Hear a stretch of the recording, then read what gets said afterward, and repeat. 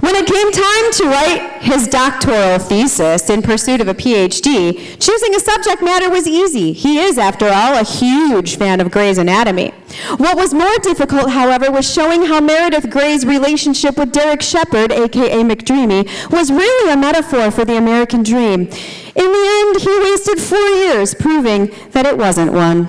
And he may not have learned this lesson. He's currently working on a book that aims to prove how Game of Thrones is really just one giant metaphor about the pizza industry. Here he is, Dr. Those Ain't Your Dragons, Reiff.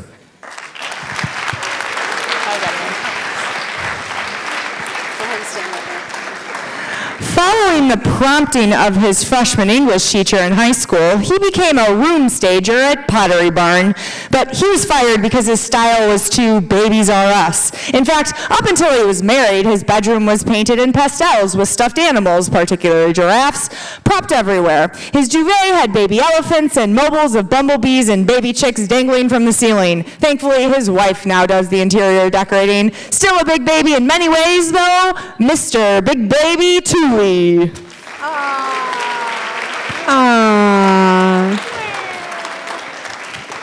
right, what are you doing? So weird. Here's your envelope. Stop grabbing the wrong envelope. Gosh, very grabby. All right, when they open their envelopes, they are going to find the following words that they have to use in their poem. Never, incubate, spray, moment, gown, beauty, raw, above, winter, heave, peach, symphony, puppy, here, ugly, manipulate, frantic, road, milk, and iron. Good luck, gentlemen. Do they have to use all of them? We can use other stuff too. Yes, of course you. They can use other words.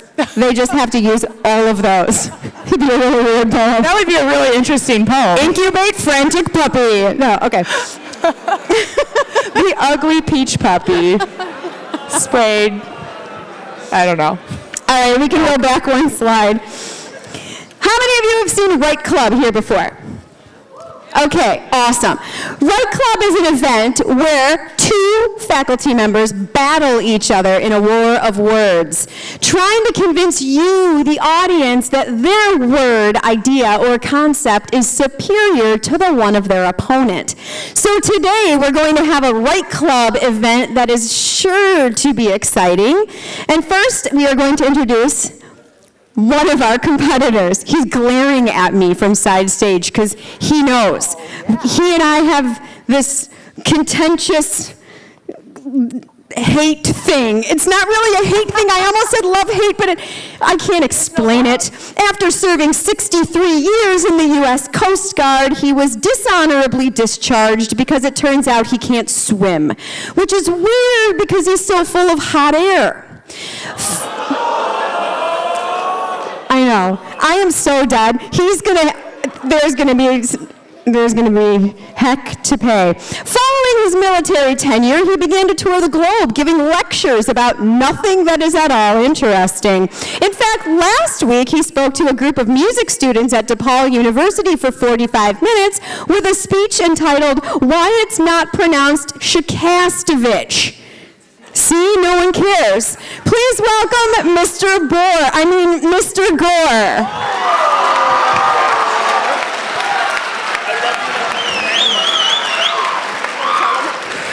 I love Mrs. Naslin like a grandmother. Ouch. All right, our competitor, he has been nominated as the toughest LHS faculty member 5 years in a row, simply because he has to deal with Mr. Gohr all day.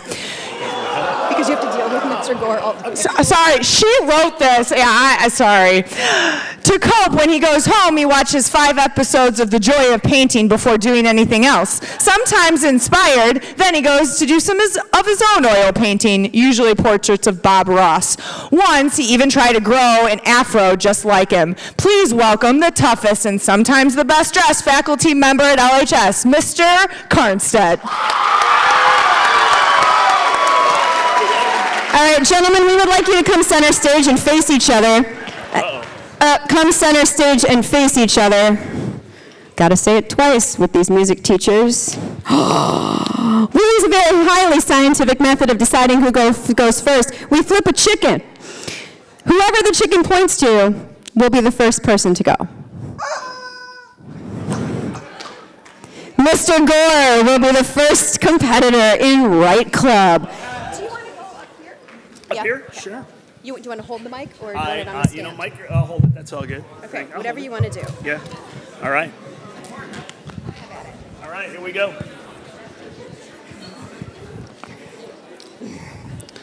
Beards. The bushy, bristly, brushy facial foliage that marks the difference between a boy and a man. Crumb catcher, cookie duster, chin curtain, lip sweater. Beards are where it all began. Fu Manchu, goatee, 5 o'clock shadow to full-on lumberjack. Beards show the world you're grown up. You've matured, you're not looking back. The day that a boy gets his razor, as the shadow of a beard crosses his face, is a watershed moment, a coming of age universal across time and space. A bonding of father and son as they discuss shaving and beards is a landmark greater than birthdays. Happens but once all your years. What does it mean to be bald? You're aging, not virile or young. Your best days are all in the past now. Get your ARP card, prepare to be done. Baldness is something to be cured. An entire industry is built on that idea. Talk to Erlacher, Rhino, look at a billboard. Hiding your baldness is key. Throughout history, beards are the standard for men of greatness all over the globe. Leaders, scholars, scientists, actors, artists, even some closer to home. Beards are for presidents. Lincoln, Grant, even Rutherford B. Hayes. Excluding our current comb-over-in-chief, who's bald and leading these days. Scholars sport beards. For example, Charles Darwin's went down to his knees. Aristotle, Shakespeare, Freud, even Plato and Socrates. Bearded men lead us spiritually, from Jesus to Moses, the Buddha, Muhammad, even Confucius. We see it in theaters. Heroes are bearded. Baldies are baddies, to be hated and feared. Dumbledore, Gandalf, Merlin of yore, Voldemort, Dr. Evil, Goldfinger. Want more? Thor, Captain America, Doctor Strange, Iron Man, Black Panther, Winter Soldier, fighting a big, bald, purple villain. Enough of the roll call. History shows us what's best. Let's turn to science, which tells us the rest. 100% of straight women, 95% of gay men, say they find men with beards more attractive than their otherwise clean-shaven brethren. Beards cover the face, act as SPF 15, also keep us 5% warmer. If you're bald, it's time to go shopping for hats in both the winter and summer. Admittedly, most men make poor beard choices at some point during their life. For me, it was a 3-inch long goatee in college. But I still came out with a wife. Masculinity, not toxic, but classic. The beard defines this most of all. From the earliest days to our modern male, the beard far surpasses the bald.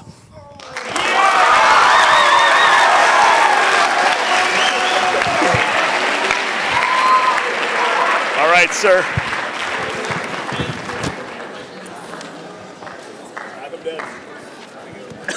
Mr. Karnstedt, you can't let him get away with that. It's time. He was a red dot. Everybody can see okay? The glare's not too bad? All right. Bears. Beats. Battlestar Galactica. Bald. Not just a hairstyle, or lack thereof, a way of life.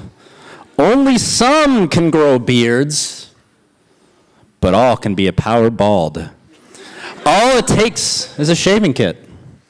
Why pay $30 for a haircut and a trim every other week when you can buy an electric shaver and get it all done at once? Every time after that, it's free. Why deal with the itchy, the scratchy hair all over your face when you could be smooth, cool, and comfortable? Some say smooth as a baby's behind. I say smooth as Samuel L. Jackson's dome. According to the BBC, the world spends $3.5 billion on baldness cures a year. That is the entire national budget of Macedonia. Only $1.5 billion less than what we spend on cancer research. Imagine if we took the money we spent on vanity and put it into infrastructure, healthcare, education, rather than making ourselves look better or subscribe to some arbitrary standard of beauty. Imagine if we took that $3.5 billion and we put it to artists, to writers, to dreamers, to doers. The beard is a mask. The bald is what shows the world your true self. Dolly Parton once said, "Just because you're bald doesn't mean you ain't a peach." That's true. I found that on the internet. A 2012 study by the University of Pennsylvania's Wharton School of Business found that bald men were perceived to have greater leadership potential. Explains a lot about one of Wharton's most famous alumni. Warren Buffett, the investment oracle of Omaha, and one of the world's wealthiest people. Where he lacks in hair, he makes up in giving, having donated $30 billion to charitable causes. On the beard side, the only person that matches that is Santa Claus? He's not. I'm just going to leave it there. I'm going to read a list of names. Patrick Stewart, Matt Nagy, Michael Jordan, Mr. Clean, Dwight D. Eisenhower, Dwayne The Rock Johnson, Vin Diesel, Jeff Bezos, Mr. Thomas, Mr. Loika, G.I. Jane, Jesse J., apparently according to Access Hollywood. We may have Voldemort and Vladimir Putin, but we got the Dalai Lama and the Pope. Beards may have Lincoln and Darwin, but you got the Unabomber and Jafar. Bald is beauty. Bald is power. Bald is life. To embrace baldness is to live beyond fear. Gentlemen, trust me, for most of you, it's coming eventually. Maybe it's already there. Happened for me at 17. You can't avoid the dark. You can comb it over with lights and candles and hair plugs, but the sun still sets. To embrace the beard is to live in fear of showing the world your true face, to deny the world of your own beauty. To embrace baldness is to live in the moment. I don't have time to worry about hat hair or humidity. Life's too short to worry about that. I don't want to worry about, is this side equal to this side? Am I getting some gray hairs? I don't want food to get trapped on my face. To embrace the beard is to live like Father Time and look like him. To embrace baldness is to look time in the eye and say, let it come, all things will pass. Why not get ahead of the curve? The beard is for the few, the bald is for the many.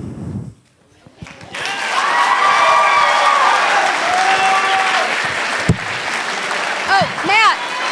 Matt, Mr. Karnstedt, can you grab that microphone and go, where are you going? Go to the couch. Go. Hello.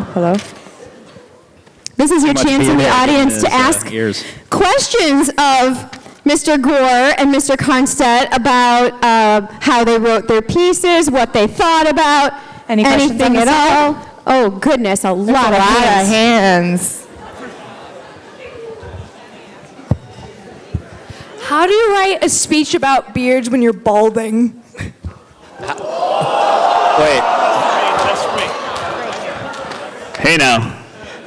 We're being really honest over here. This is a widow's peak. And I have been maintaining this current hairline since I was about 19. So I think I've managed to hold it off. My father actually strongly resembles Patrick Stewart, but I seem to have been in that skip a generation portion of it. We have a question back here. Beards are awesome. So, if someone is bald and has a beard, are they like the ultimate powerful person? Now, I asked myself this question when I was trying to write a speech. Someone who embraces both sides, the dark and the light. You know, I think that person who's able to pull off such a look, and it comes from being true to your own self. And, you know, if you can pull off both of them, why not? You know, we don't need to be on a binary here or anything like that. That's All right, fine. we've got a question here. Mr. Gohr, Mr. Karnstedt, I've noticed that you both feel very strongly about your beards and your baldness, but what are some challenges that you have faced with these strengths? Any questions over here? To be quite honest, I think I've adopted the beard a little later in life because it came to me a little later than life. I was finally able to grow a beard at about the age of 23. So you gentlemen, hold out hope. Having a 5 o'clock shadow on my entire head. Not all of it, just the edges. Mostly just here, a little here. Mr. Karnstedt, you mentioned that you lost your hair at the age of 17. What was the struggle, or what was the positive to that when it happens? Right here. Thanks. I was like trying to. It's hard to find this disembodied voice. What was the struggle and positive? All right. So struggle was I actually used to have quite a full head of hair, and I was bald denying by trying to comb it over in various ways. So I think that was my main struggle, was finally just embracing it. But then the positive is once I did, free haircuts for life. Like, Can you talk a little bit, each of you, about how long did it take you to write your piece? Did you edit it? Did you just throw some ideas out on a piece of paper? Just really briefly, what was your process for writing what you wrote? I started mostly thinking while I was trimming and combing my luscious head of hair. And as I spent some quality time doing that and neatly grooming my beard, you know, universal symbol of masculinity, I was thinking about different ideas. So it developed over time, and I finally sat down and polished up the cadence at the end there. I went through about an hour and a half free write fueled by Hansa Coffee. I'm not sponsored by them, but if they want to sponsor me, like, I'm cool with that. Plenty of room for tattoos up there. Okay, my question, Mr. Karnstedt, is in the summer, what does it feel like to have a sunburn on your head? I'm not going to lie, it sucks. Like, it's not fun. But I treat it by, I usually use SPF 15 on my face and my arms, and then I put 50 right on the top of my dome. And usually I don't really have a problem. If it's really, really coming down, like, yeah, sometimes I'll wear a hat. But, you know, then I get this weird, like, this part's lighter than this part. So, yeah, I just balance it with various SPFs. All right, I think we have to take our vote. Yes? Do we have time for another question? What time is it? Okay. Mr. K. There's one question that apparently really has to get asked here. Okay, I'll get over there. Mr. K, can I touch your head at some point? Was that to me? Yeah, Mr. K. I'm back here. What's your question? Yeah, he doesn't know. Yeah, Mr. K. Come on, Mr. K. I can't even see. You know what? Oh, I see. Yeah. Yeah, you got long hair and a beard, so I don't know if that's gonna really gel with my style. Sorry. Yes, I see it. Hi. Hi. Mr. K, do you like use shampoo or like body wash on your head? I use Dove Men Plus Care all purpose. It's a good call. I go Bath and Body Works. I usually just spray it and then just... Mr. Gohr. If you missed that, he said turtle wax. Turtle wax. How do you wash your beard? Body wash? Yeah, same as I use on my head, just all the way around. You use body wash on your hair and your beard? It's a fine Bath and Body Works product that is a 2-in-1. Ocean scent, in case you're wondering, gentlemen. All right, gentlemen, come center stage, please. Face your jury. By applause, you are going to determine today's winner. Vote with your conscience. Not with, like, you know, what you think your grade's going to be or something. Yeah, okay. If you think that Mr. Gohr won this contest, please applaud and make noise.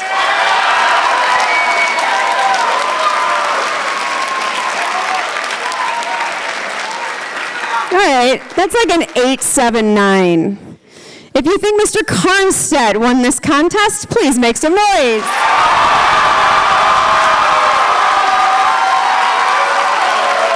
Wow, okay, we definitely have a winner in Mr. Karnstedt. Way to go. Thank you both so much. You're welcome to stay on the couch and listen to the poetry. Yeah. All right, I'm going to bring out our poetry. I'm backstage here. See, isn't this cool? Look, talk about a disembodied voice. I'm backstage. Okay, Dr. Reiff and Mr. Tooley. Oh, Dr. Reiff is pleading for 1 minute. He's looking at me like, 1 minute. And he's my boss. That's unfair. Let's go, Reiff. Oh, Tooley came out, so I guess Dr. Reiff's getting his minute.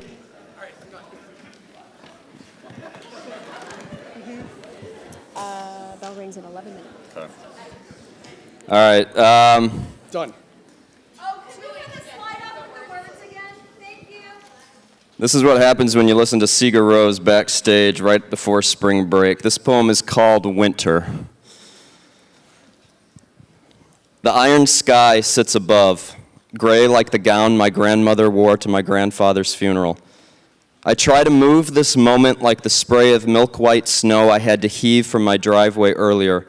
Flakes incubated an individual beauty that fell to the earth like an innocent puppy, only to be manipulated by frantic traffic along the road into a soiled symphony of ugly gray. Somewhere, an orange sun slips through a peach sky into a warm ocean of purple. But not here, never here, not in the Windy City. So I question this in-between, look for the spring in my step, clinging to the belief that life will go on.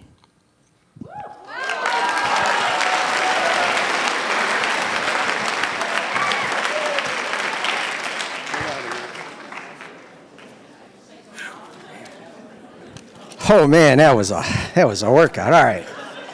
That was a lot of words. Whew. All right. I wish I could live in the moment. I know that savoring the journey is as important as traveling down the road. What force manipulates me to forego the slow and steady pace and pursue a frantic run? Why hurry from here to there, my eyes fixed on the ugly uncertainty in the cold winter of tomorrow, rather than the warmth and beauty of today? I need to pet the dog while he is still a puppy, quaff the milk before it spoils, strike while the iron is hot. I might never know if the raw fruit of today will ripen or if the noise around me will incubate into a symphony one day. All I can do is try my best to get crazy words like spray, gown, heave, and above to make sense one day.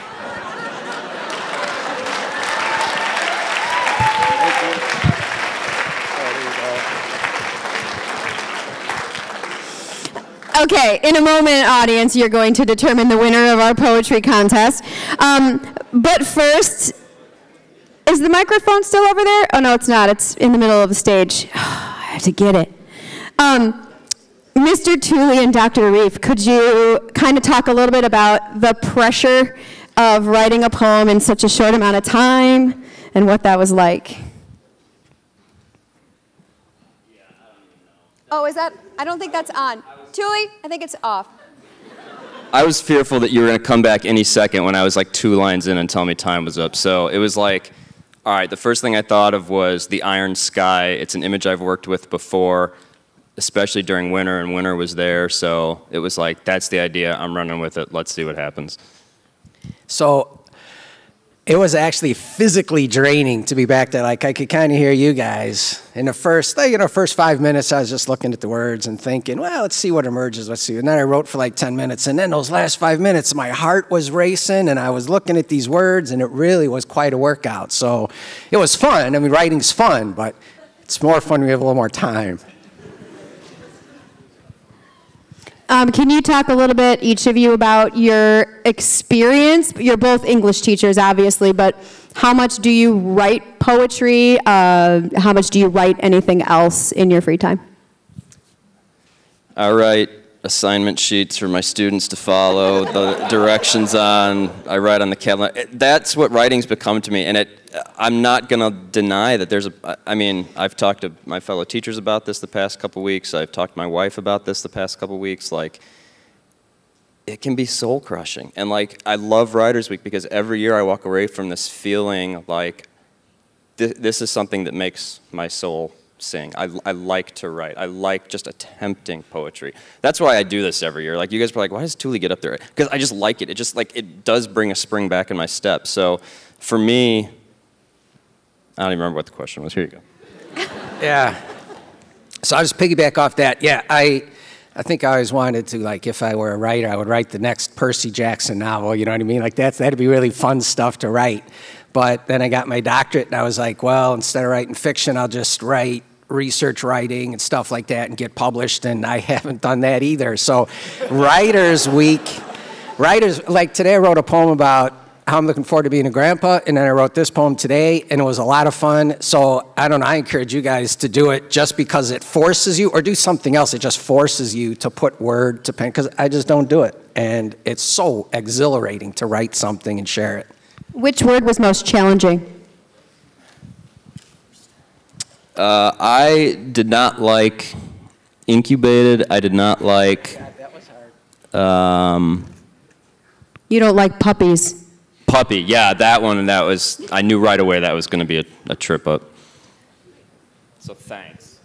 Yeah, I was feeling a lot of Emily Dickinson in the words, so I don't know. I would love to have worked in gown and above and spray, and I liked them all, I'll tell you the truth. Mr. Tooley and Dr. Reiff, bald or beard?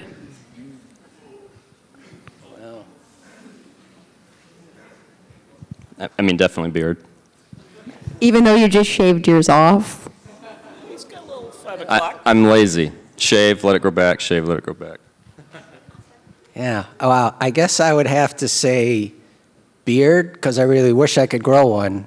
And I know bald is just a couple of years away, so beard. Embrace the inevitability is Karnstedt's motto. Are there any questions from the audience? Right now we have about 5 minutes left. Or are there any things that the people on stage want to talk about? You can ask them really anything as long as it's appropriate. Like, you know, what they have for lunch. Oh, we have one. Can you pass that down? We have a question over here. What's your favorite color? Favorite color?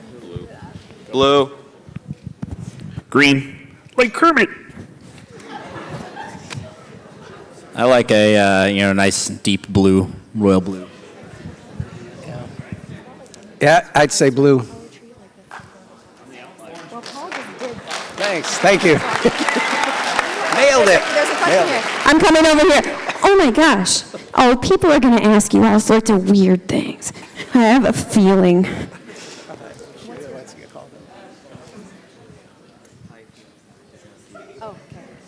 I have a question for you, Mr. Tooley. You said that you prefer beards. So how's it been like now that you've just recently shaved yours off? What are the challenges that you faced with that? I didn't hear the last part. It's been cold. What are the challenges you face with your beard? Or without your beard? Staying warm. What's your question? Mr. Tooley, do you still make book clocks? Not since my son was born. Someday I will get back to poetry and book clock making. I promise you, Russell Black. He makes very cool book clocks. You can find him on Etsy. Are you still on Etsy?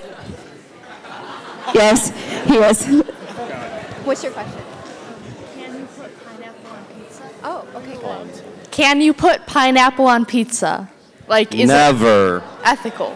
Yeah, I don't get that. I mean, you could also put like raw sewage on pizza, but I wouldn't do that either. What he said.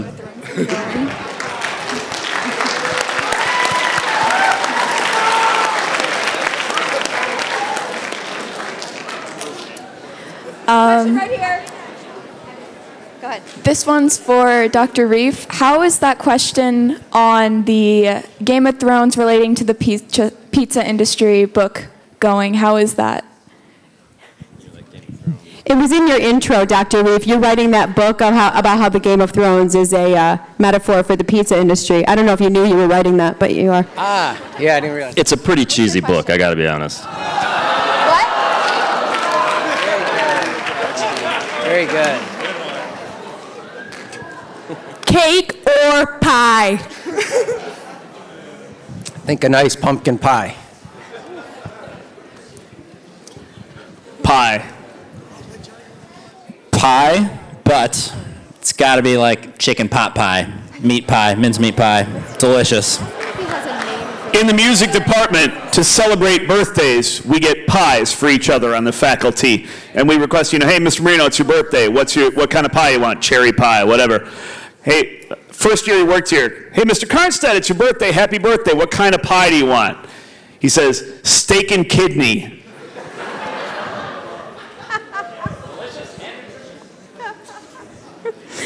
All right. Actually, I think we have time for one more question.